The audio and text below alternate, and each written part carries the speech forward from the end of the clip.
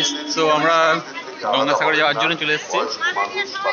তো এখানে লাইন প্রচুর জমে গেছে, এখান থেকে যেতে হবে, লাইন দিয়ে গিয়ে লঞ্চে উঠতে হবে। লঞ্চে ওঠার জন্য এখানে এরকম একটা লাইন, আরও পেছনে অনেক লাইন রয়েছে, এখান দিয়ে তো লাইন কম।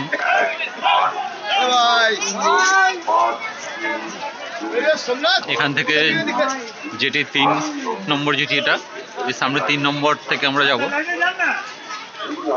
2 নম্বর, 3 নম্বর, 4 নম্বর এরকম যেটি রয়েছে।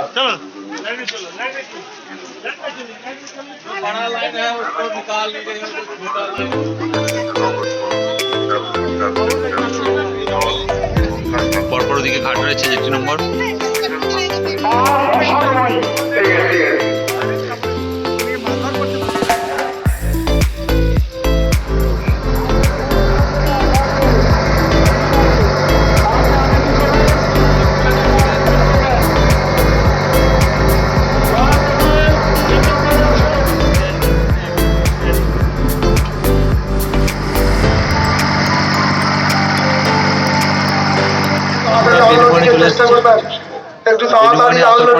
যাত্রীদের ব্যাগ নামছে, ওইদিকে এক ঝাঁক পাখি উঠছে, তারপর আমরা নামবো। আগে ব্যাগ নামবে, তারপরে যাচ্ছি।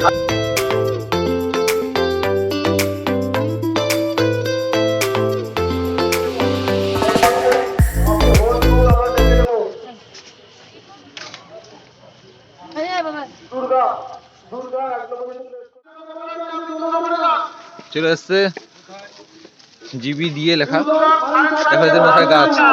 আরেকবার করে দাও, বাস। হাই করে দাও। কত উঁচু। এই হচ্ছে বেলুঘাটের বাস স্ট্যান্ড। এখান থেকে গঙ্গাসাগর যাওয়ার গাড়ি পেয়ে যাবে সবাই। আমারও গাড়ি চলে এসছি, এভাবে জিও গাড়িতে ঝুলতে ঝুলতে। আমি দাদা, কতদিন ব্যবসা কেমন হচ্ছে বলো? ভালোই হচ্ছে, মোটামুটি ভালোই হচ্ছে, লোকের ভিড়ও আছে। আমরা আশা করছিলাম যে এবছর রাম মন্দির উদযাপন, কুম্ভ মেলা, হয়তো লোক কম হবে, কিন্তু সেই তুলনায় অনেক বেশি লোক হয়েছে। বিগত বছরগুলোতে 14 তারিখ হলে লোক কমে যায়, ওপার থেকে আসতে চায় না। এবছর দেখলাম 14 তারিখ ওপার থেকে বেশি লোকই আসছে। তো গাড়িতে একদম ফুল ফুল, আমাদের স্টাফ অন্য একটা গাড়িতে চলে গেছে, তো আমি তাই বাধ্য হয়ে ঝুলে যাচ্ছি, দাদা আর আমি এইভাবে ঝুলতে ঝুলতে। এটা একটা নতুন এক্সপিরিয়েন্স। রাস্তাটাও খুব সুন্দর, সামনে দেখা যায় তো, পেছন দিকটা থেকে দেখা যাচ্ছে, খুব সুন্দর রাস্তা, একদম এঁকে বেঁকে চলেছে গ্রামের মধ্যে থেকে, পুরো সেই লাগছে। কতক্ষণ লাগবে এখান থেকে গাড়িতে? 20 মিনিট লাগবে এখান থেকে। যারা নামখানা হয়ে আসবে তারা লঞ্চ থেকে ওঠার পর বাস স্ট্যান্ডে এসে বাস ধরবে। বাস স্ট্যান্ডে এসে এই জিও গাড়ি, ছোটো গাড়িগুলো আছে, ছোটো গাড়িগুলো ধরার পর 20 মিনিটের মধ্যেই পৌঁছে যাবে গঙ্গাসাগর। আর গঙ্গাসাগর মেলার জন্য ভাড়া কত নিচ্ছ এখন? 50 টাকা। 50 টাকা ভাড়া। 50 টাকা ভাড়া দিলে একদম পুরো গঙ্গাসাগরে পৌঁছে যাবে। এইমাত্র পৌঁছে গেলাম গঙ্গাসাগরে। আমরা আগে মন্দিরের দিকে যাচ্ছি, এইভাবে লাইন দিয়ে, পেছনে এত লাইন, এবারে চলে এসেছি। তো এখানে পুণ্যার্থীদের ঢল নেমেছে বলতে গেলে, প্রচুর প্রচুর পুণ্যার্থী গঙ্গা স্নান সারছে।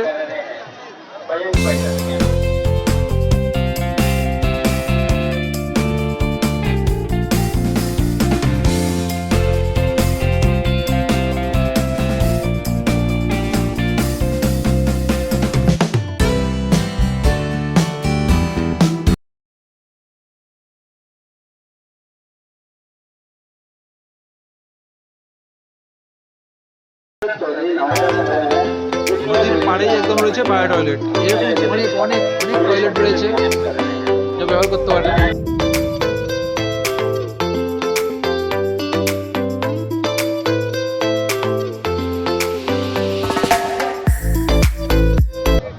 গঙ্গাসাগরে চলে এসেছে চন্দ্রযান 3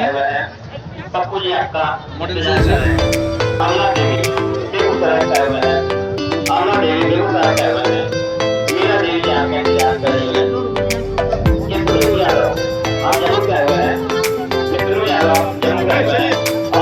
One hour later. এই গঙ্গা আরতি হলো গঙ্গাসাগর মেলার এক বিশেষ আকর্ষণ।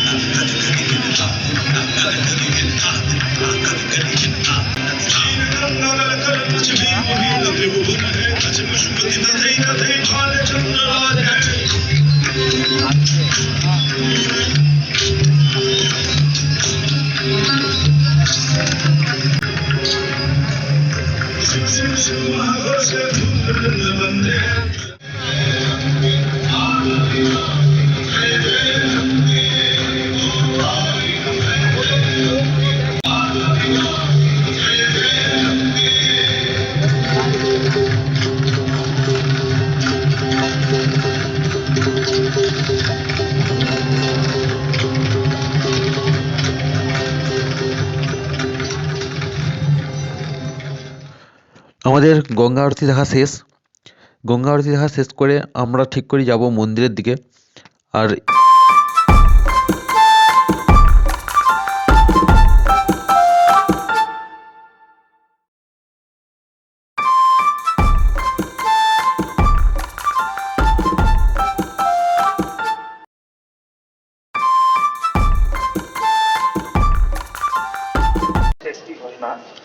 তো আমরা এতক্ষণ পর মন্দিরের সামনে এসেছি, মন্দিরে যেতে হবে।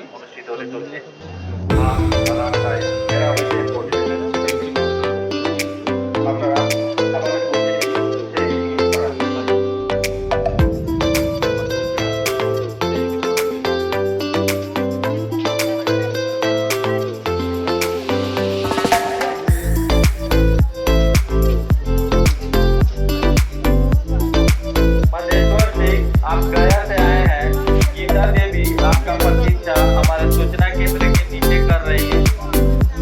मधेश्वर से आप गया से आए हैं, गीता देवी आपका प्रतीक्षा हमारे सूचना केंद्र के नीचे कर रही है।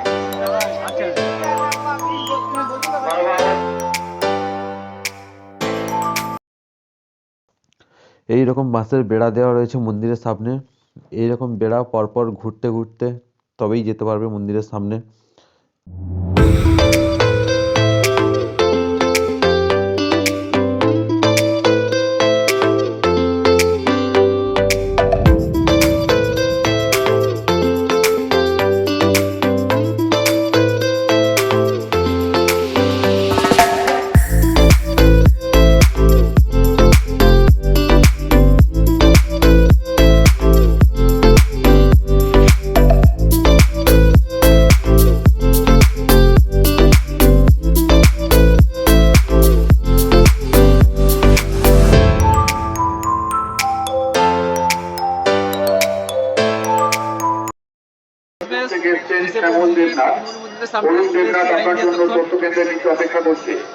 প্রায়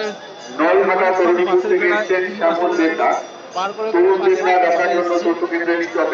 সামনে এই হচ্ছে মন্দির। আর এই হলো কপিলমুনির মন্দিরের ঠাকুর।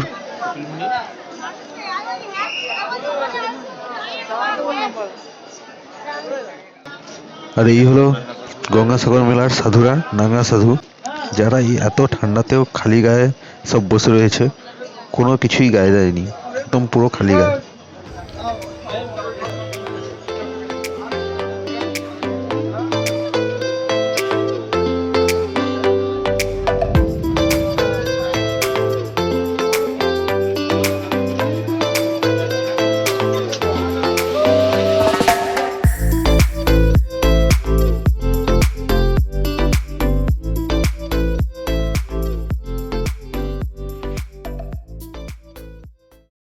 The next day.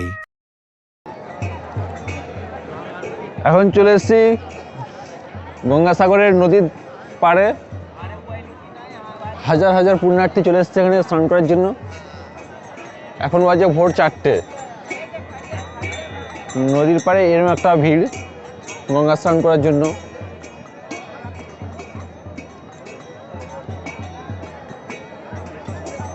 সব ঠান্ডাকে উপেক্ষা করে চলে এসেছে। এখন প্রচুর ঠান্ডা, প্রচুর ঠান্ডা।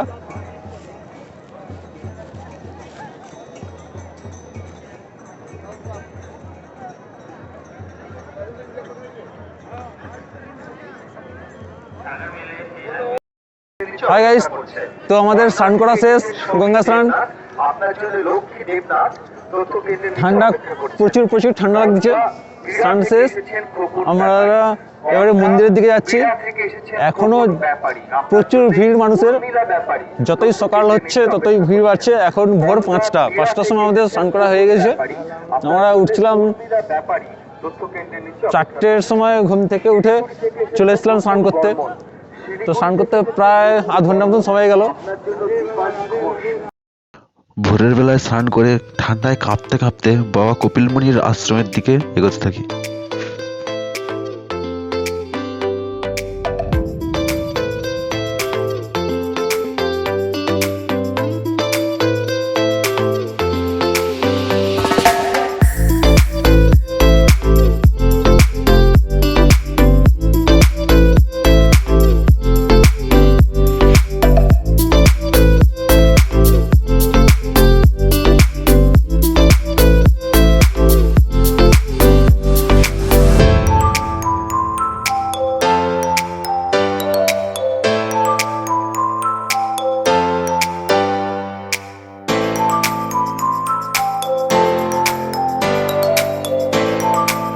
ভোরবেলাতে মন্দিরের সামনে এতটাই ভিড় ছিল যে আমরা আর মন্দিরে যাইনি। আমরা ঠিক করি বাস স্ট্যান্ডে যাব, তাই সাইড থেকে বেরিয়ে আসি আর এই একটা পাশের রাস্তা থেকে চলে আসি বাস স্ট্যান্ডে যাওয়ার জন্য। 1 hour later. আমরা বাস স্ট্যান্ডে যাওয়ার জন্য বেরিয়ে এসেছিলাম, কিন্তু বাস স্ট্যান্ডে আর যেতে হয়নি।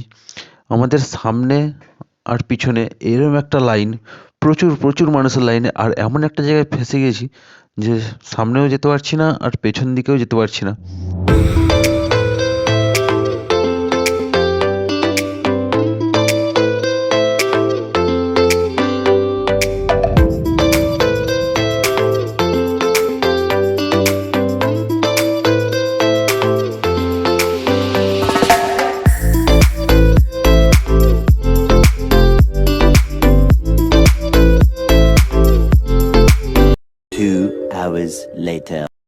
এতক্ষণ পর ফাইনালি আমরা গাড়ি পেয়ে গেছি বেনুবনে যাওয়ার। তো কুয়াশার জন্য গাড়ি বন্ধ ছিল, তাই এতটা দেরি হলো। রাস্তা এতটাই জাম ছিল, বেনুবন থেকে 2 কিলোমিটার আগে আমাদের গাড়ি নামিয়ে দিল। এখন হাঁটতে হাঁটতে যেতে হবে।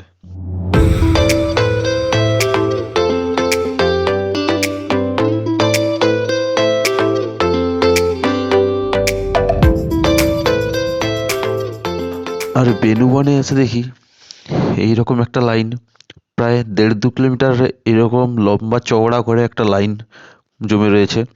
সকাল থেকে কুয়াশার জন্য লঞ্চ পরিষেবা বন্ধ, কখন লঞ্চ পরিষেবা চালু হবে কোনো ঠিক নেই।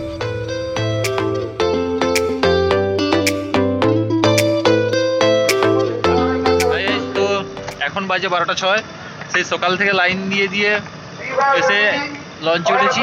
এক্ষুনি আমাদের লঞ্চ ছাড়লো সবে, এতক্ষণ পর লঞ্চ ছাড়লো, ঘুরতে পেরেছি। কুয়াশাও কেটে গেছে, রোদও বেরিয়েছে।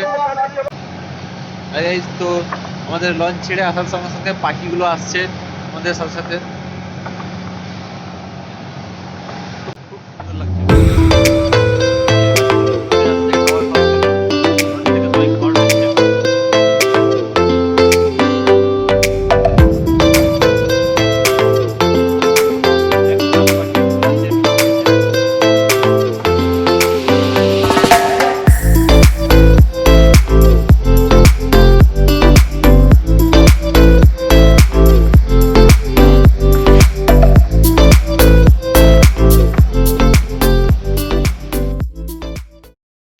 দেখতে দেখতে আমরা চলে আসি নামখানাতে, আর কয়েক মিনিট পর আমাদের নেমে যেতে হবে লঞ্চ থেকে।